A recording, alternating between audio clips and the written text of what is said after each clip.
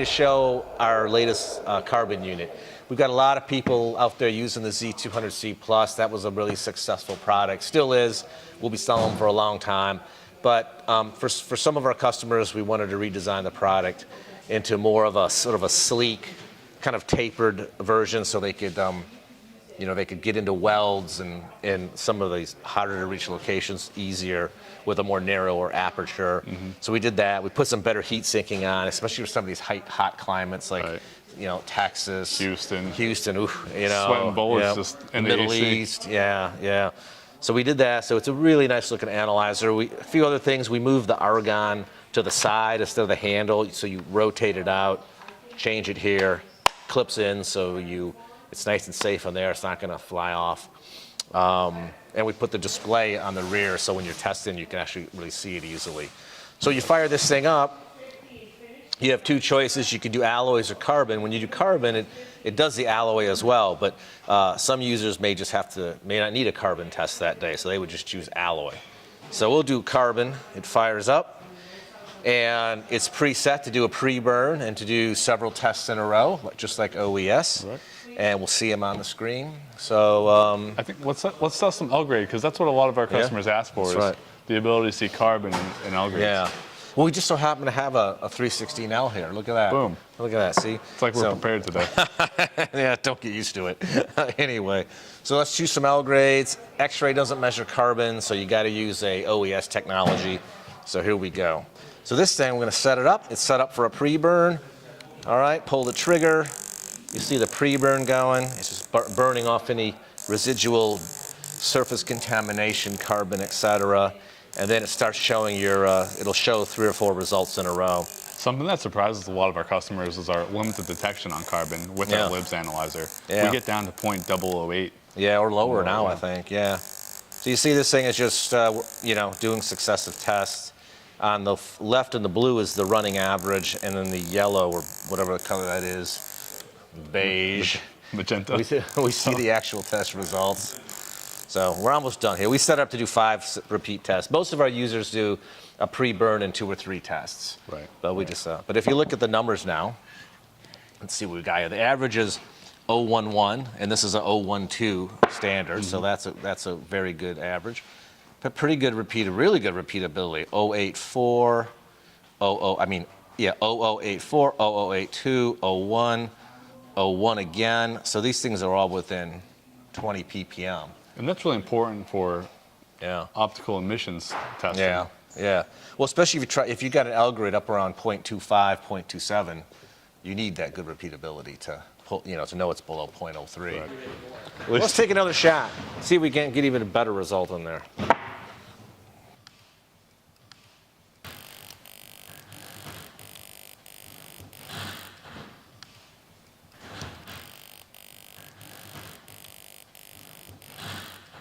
Good.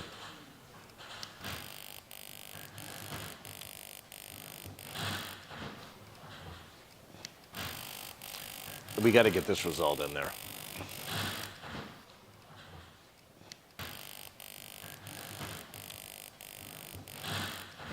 Wow, see, that repeatability there is what you're looking for when you're out in the field and you're stressed out, or you're trying to make sure you're getting a good burn on the material, and you have the repeatability, you know it's a good test. Yeah, especially because you guys are out, it's hot, especially in a refinery or a pipeline, it's hot, and the last thing you want to be doing is like shooting and like, I got to shoot it again, and wondering, because look at that. This is a 304L. So again, the blue column is the average of several tests, but if you scroll over here, see if I can do that while I'm messing it up. I mean, that's the shot-to-shot repeatability. That's really, that's really good. That's like 017, 019, 018, 016. I mean, that's 016 again.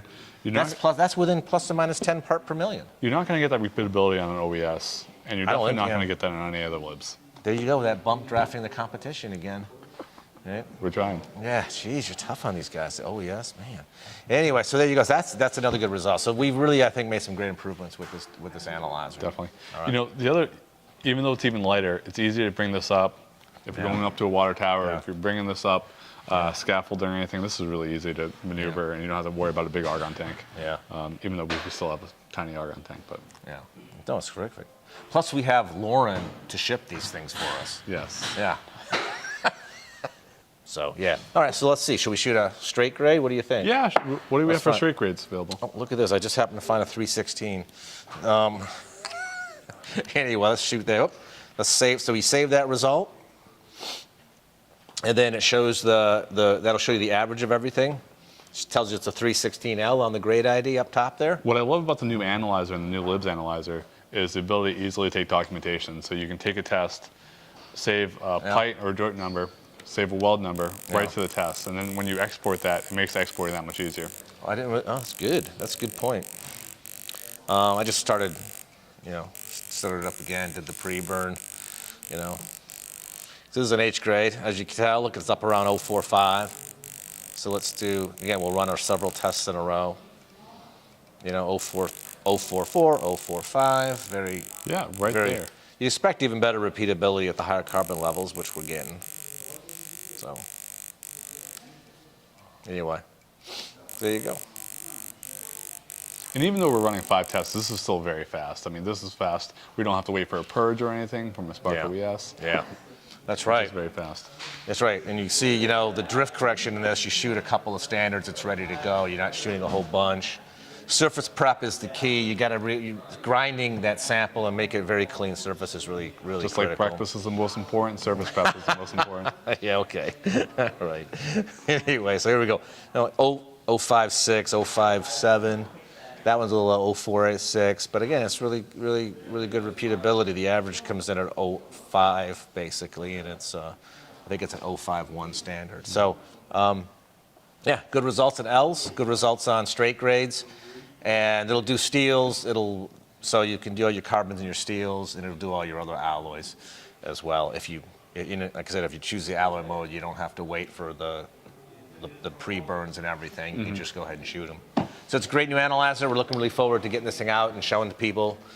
You'll be the one out demoing it, right? Coming to a scrapyard or a PMI facility near you. That's right. Can't wait. All right, good. What kind of other questions do you get from customers? Yeah, sometimes they're comparing XRF or libs. Okay. So what would you say to them if they're looking at the two different analyzers? I would tell them, first of all, I'd say if you have to do carbon, libs is the only choice because X-ray won't measure it. Right. I would also say if unless there's a reason you don't want X-rays, if you can use X-ray, you should use it because X-ray is much easier to use, much lower level of operator training. You really don't need nearly the level of sample prep. It's just easier all around. So I would say to people, if you can use X-ray, use it. But for carbon, it just doesn't measure it. So you gotta go to an optical technology like libs. Gotcha. And if they only need to measure carbon? Well, we've come out with another unit. Let's call it the sister to this unit. It's called the CSI. CSI stands for carbon silicon. So it's a smaller. So this is really lightweight. I mean, compared to OES, this thing's only 4 pounds or so. Right. Right. But we have a smaller unit that's only about 3.5 pounds, called the CSI, and it only measures carbon and silicon. And the reason we came out with that is because there's a lot of people with X-ray guns out there. Right, right. And X-ray does great on your nickel and your chromium and your manganese and all those other elements. It's really a great technology. But so you have a lot of these people that have X-ray guns, but sometimes they have to do carbon, and the X-ray doesn't do carbon. So what we say to them is, look, instead of having to buy a fully loaded carbon unit, why don't you save 10 or 12,000 bucks? Buy a carbon-only unit or carbon and silicon. So now what they do is they go out with their X-ray to shoot it. If they need carbon, they take the CSI unit and shoot it for carbon. Right. And then we can merge the data. So it's like a purpose-built model. Exactly, yeah. So then they can save some money, get their carbon measurements in, and only take on the greater degree of complexity when they're measuring carbon. Gotcha. So does that make sense? Yeah, that makes sense. All right. So that'd be like a one-box application, right? You have the X-ray, and then you have the CSI unit. Yep. If you already have an X-ray, you just get the CSI. Perfect. And if you have somebody else's X-ray, get our CSI, and we'll work with you to marry the data so you can still produce a single report. If that other X-ray lasts long enough. Okay, that's right.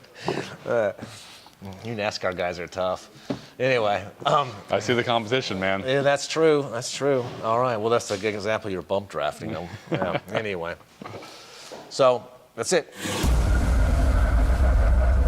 So what would you say the difference between the 902 carbon analyzer would be and the 901 CSI unit?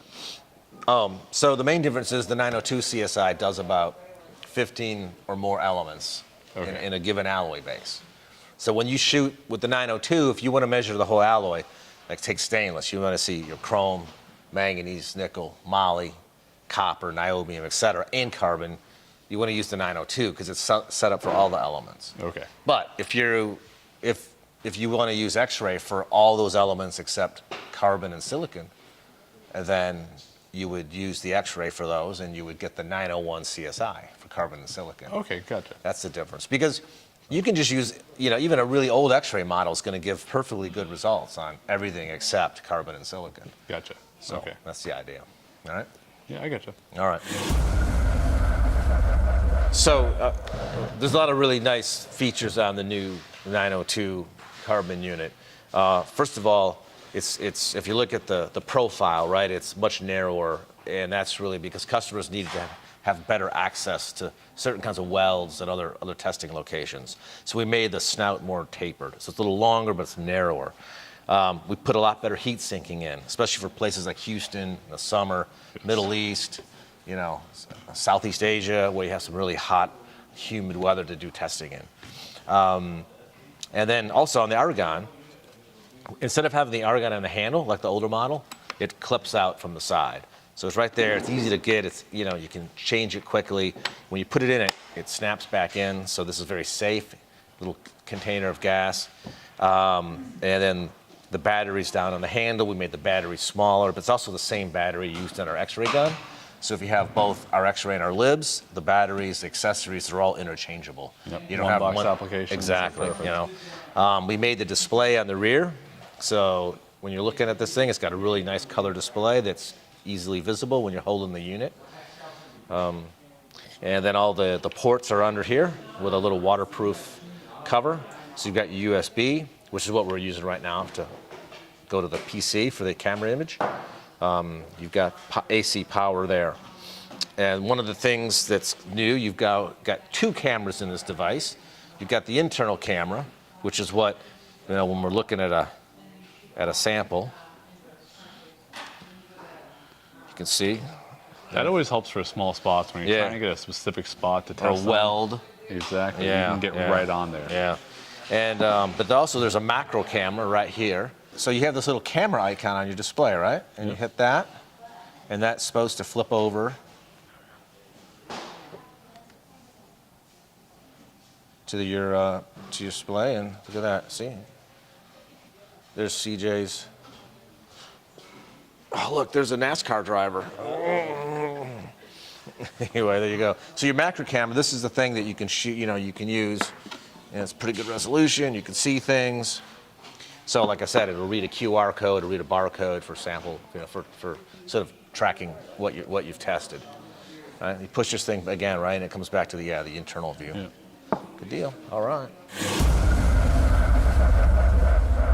Yeah. So one of the questions we get a lot is, what's the what kind of maintenance do I deal with on this? Right. So, what do you say to that? I know you got to just clean this window now and then, or what? Well, yeah, there's a quartz window in there. All we have to do is undo the two bolts in there. Right here. Yep. Phillips head. We take this thing off. Yeah. Take those two bolts. Take a nice little Q-tip and just wipe off the inner quartz window, and it takes about all of 30 seconds. Yeah.